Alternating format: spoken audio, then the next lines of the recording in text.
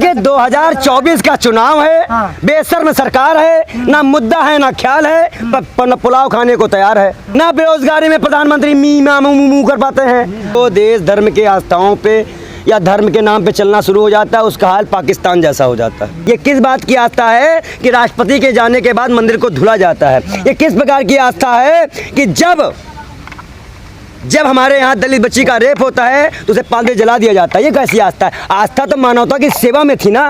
भगवत गीता में श्री कृष्ण ने क्या कहा है?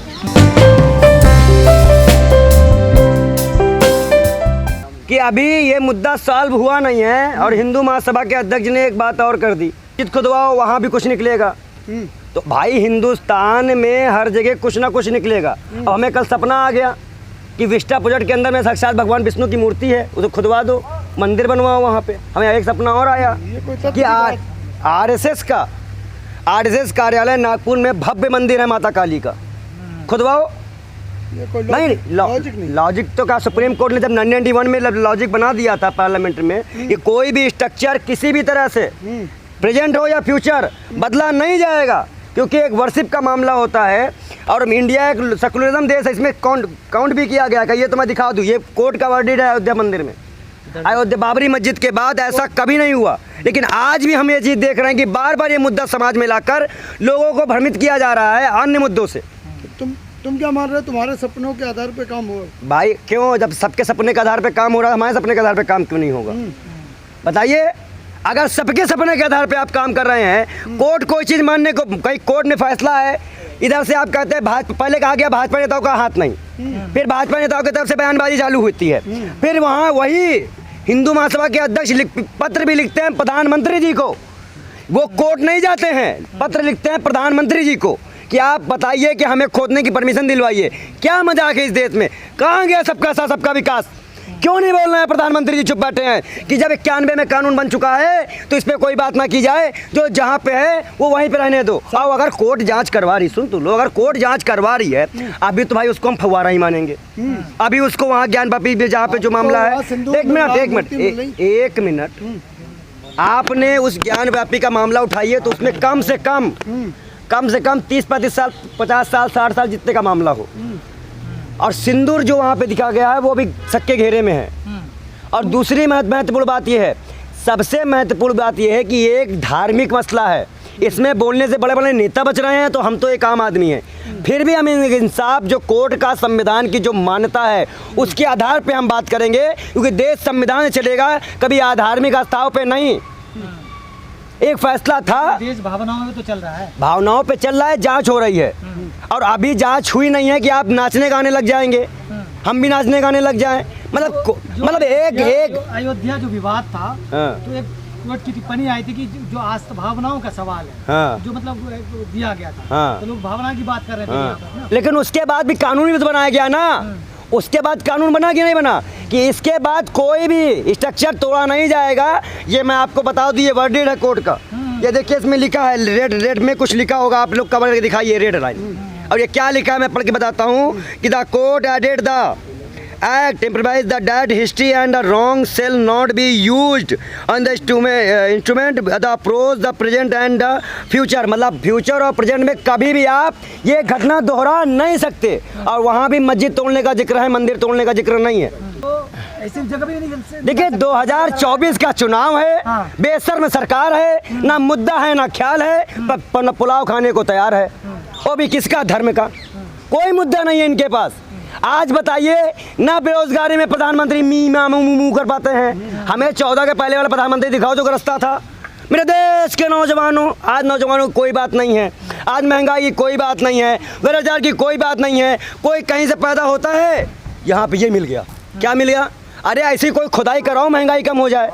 ऐसी कोई खुदाई कराओ, बेरोजगार कम हो जाए। साक्षी महाराज आप जनता हो, बता दिया था। हाँ? साक्षी महाराज का बयान है कि हमने पहले ही बता दिया था। साक्षी महाराज की तरह एक सांसद है जिनको प्रधानमंत्री जी ने कहा था मैं दिल से माफ नहीं कर पाऊंगा। सौदी प्रज्ञा जी जब महात्मा गांधी पे टिप्पणी करती हैं, लेकिन आज वो दिल से क्या, पूरे हृदय से माफ कर चुके हैं। उनको ऐसा लगता है। टिप्पणियों पे मत जाइए, जनता की आस्थाओं के साथ ना खेलिए सरकार, ना ही मीडिया, ना ही कोर्ट। हम सबको यही आपने करते हैं। और दूसरी महत्वपूर्ण बात है कि जो कानून बन चुका है, पहले संविधान से कानून चेंज होगा, उसके बाद इम्प्लीमेंट करवाइए, चर्चा करवाइए, फिर आप बात रखिए। अब जब आप कह रहे हैं कि हम कोर्ट गए हैं, कोर्ट फैसला करेगा, कोर्ट के आने से पहले हम नाचने गाने लगे। सबसे पहला बयान डिप्टी सीएम का आया जो भीख में कुर्सी पाए हैं, रोने गए थे, पैर पकड़ने गए थे उत्तर प्रदेश, तब जाके कुर्सी मिली डिप्टी सीएम की, वो पहले की रोने लगे, गाने लगे। आपको क्यों लगता है कि चुनावी स्टंट है? तो आपको क्या लगता है? नहीं आप बताओ। नहीं आपको हम ही बता दे। हमको लगता है कि जो आस्था है, हाँ। हमको लगता है कि औरंगजेब ने या शाहजहां ने मंदिर तोड़वा के मस्जिद बनवाई। उसके बाद पहले मुगल आए, उसके बाद अंग्रेज आए। अगर इतनी ही चिंता है, पहले कैलाश मानसरोवर चीन छुड़ा के लेके आओ। वो वहाँ पे मेन शिव जी बैठते थे, कैलाश मानसरोवर छुड़वा के ले आए। ये अध्यक्ष जो है ना, ये पत्र लिखे कि कैलाश मानसरोवर हमें छुड़वाना है, जहाँ पे साक्षात शिव बैठा करते थे। उसकी बात ये नहीं करेंगे, ना ये मुस्लिम की बात करेंगे, ना ये सिख की बात करेंगे, ना ये हिंदू की बात करेंगे। ये अपनी राजनीतिक कुर्सी की बात करते हैं। हर मुद्दा इनका स्टैंड वही रहता है।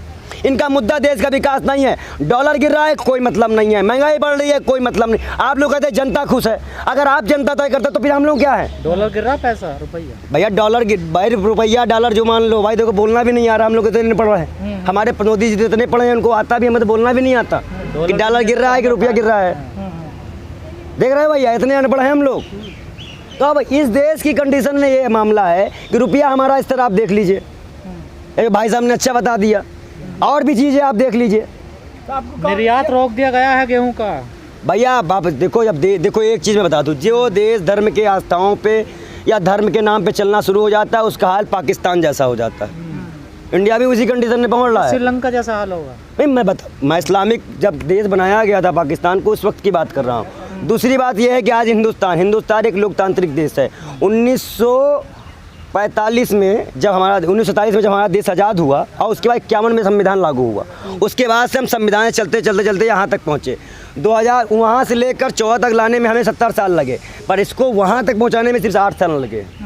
हालात ये है कि ज्ञानवापी मस्जिद, मंदिर, जामा मस्जिद से हमें 1 रुपये का फ़ायदा, किसी युवाओं को नौकरी मिलेगी, किसी भी माँ बहनों का जो भाई गए हैं दंगे में शहीद हुए उनको कुछ मिलेगा? कितने सबको? हाँ, बाबा मिल गए। क्या बाबा मिल गए? बाबा हमारे दिल के अंदर है। बाबा हमको रोज मिलते हैं, रोज मिलते हैं। तभी तो हम कह रहे हैं 5 बजे सपना आया है कि भाई बिस्टा। एक मिनट, अब हमारे सपना तो पूछ लो कि सपना क्या आता है।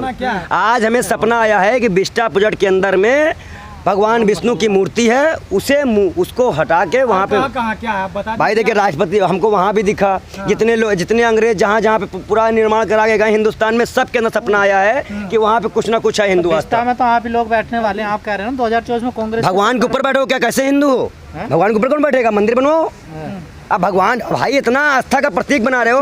अमित शाह जी जूता पहन के संतों के साथ मीटिंग करते हैं, मोदी जी जूता पहन के आप बद्रीनाथ भी यात्रा करते हैं, और संत रेप जो करते हैं। अब रेप का बयान भी आता है। आने लगे, पहले नहीं आते थे। तो जैसे सपना, जैसा देश वैसा भेष। सपने की राजनीति, सपना तो आएगा ही।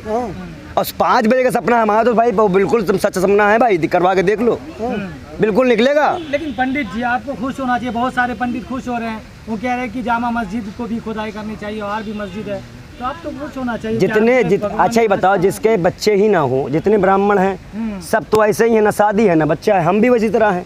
लेकिन जिनके बच्चे हैं उनके बच्चे को खाना लगता है, वो स्कूल जाता है, उसको दूध पानी खर्चा होता है, उसका आगे का करियर होता है। कुछ लोग उस पर बात कर रहे हैं, माँ बाबा वो देश नहीं चलाने वाले।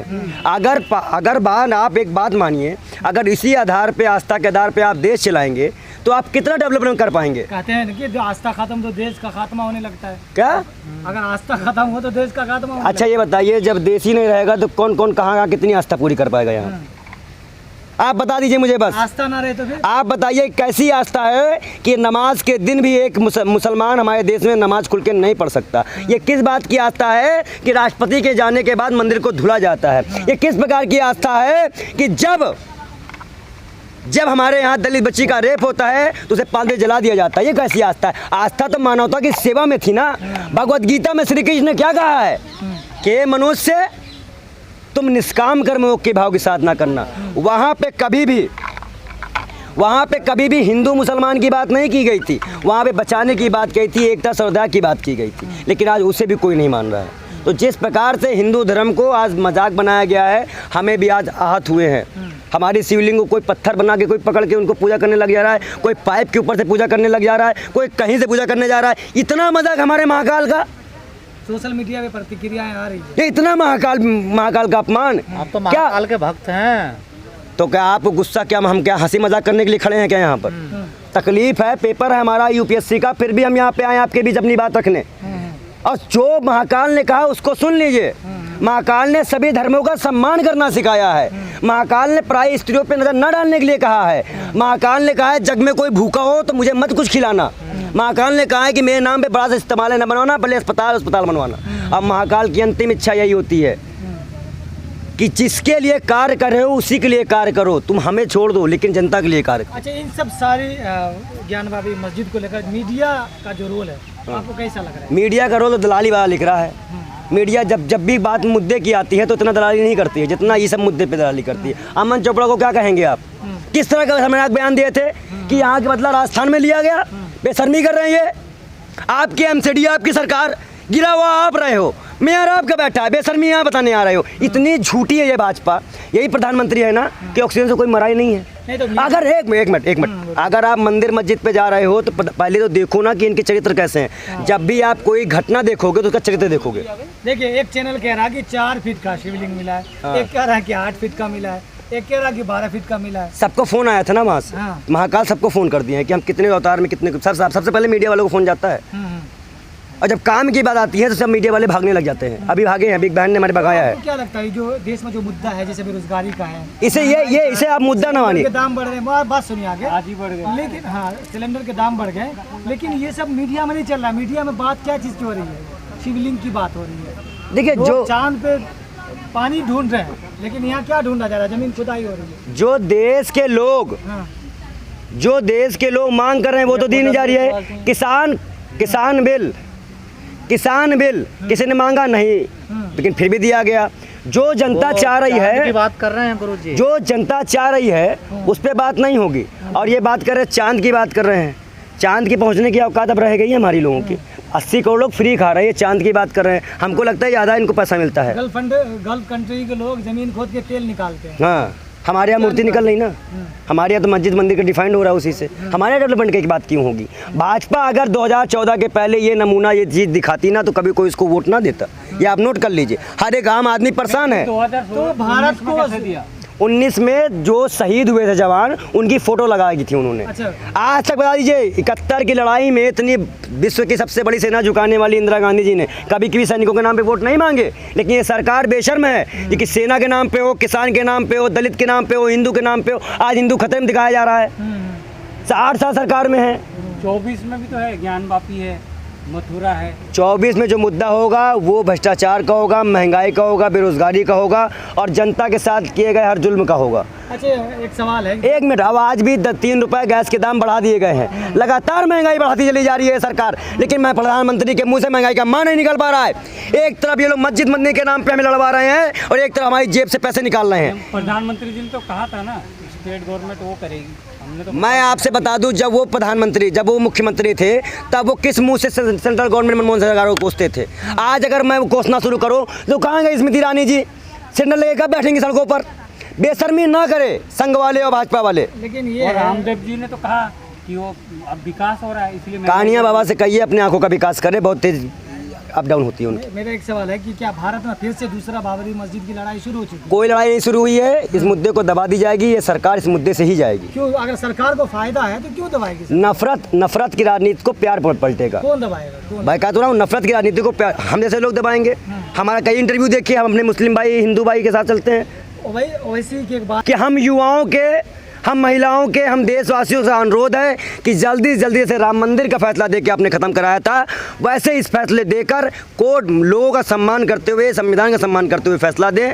और सभी जनता से अपील है कि इस मुद्दे पर ना पड़कर बेरोजगारी, महंगाई, भ्रष्टाचार और जो आपके मूलभूत सुविधाएं का हनन हो रहा है उस पर बात करिए। धर्म का मतलब व्यक्तिगत होता है और हम धर्म को व्यक्तिगत मानेंगे। धन्यवाद। सर, एक सवाल और है कि आप शिव जी के भक्त भी हैं, तो आपके नजर से वो शिवलिंग है या फव्वारा है? भाई अभी वो फव्वारा है। मतलब आपके नजर से वो फव्वारा है। खुदाई होगी तो हम जान लेंगे क्या है। तो लोग कह रहे हैं कि उस टाइम लेकिन में कुछ लोग तो कह रहे हैं कि वो शिव जी मिल गया। जब तक खुदाई से निकाल कर दिखाओगे नहीं क्योंकि वो एक 30 फीट का छेद ही बताया जा रहा है, कुछ लोग कुछ बता रहे हैं। कोहरा था तो उस टाइम बिजली नहीं थी। मैं क्या कह रहा हूँ, जब तक वो खोद के सामने नहीं आएगा, इस तरह से मजाक मत बनाइए धार्मिक चीज़ों का। बहुत सेंसिटिव मैटर है ये, बहुत सेंसिटिव मैटर है ये। जब तक वो खोद कर सामने नहीं लाया जाएगा, उसकी खुदाई नहीं होगी, कोर्ट जांच नहीं करेगी, तब तक हम इस बारे में कोई चर्चा नहीं करेंगे।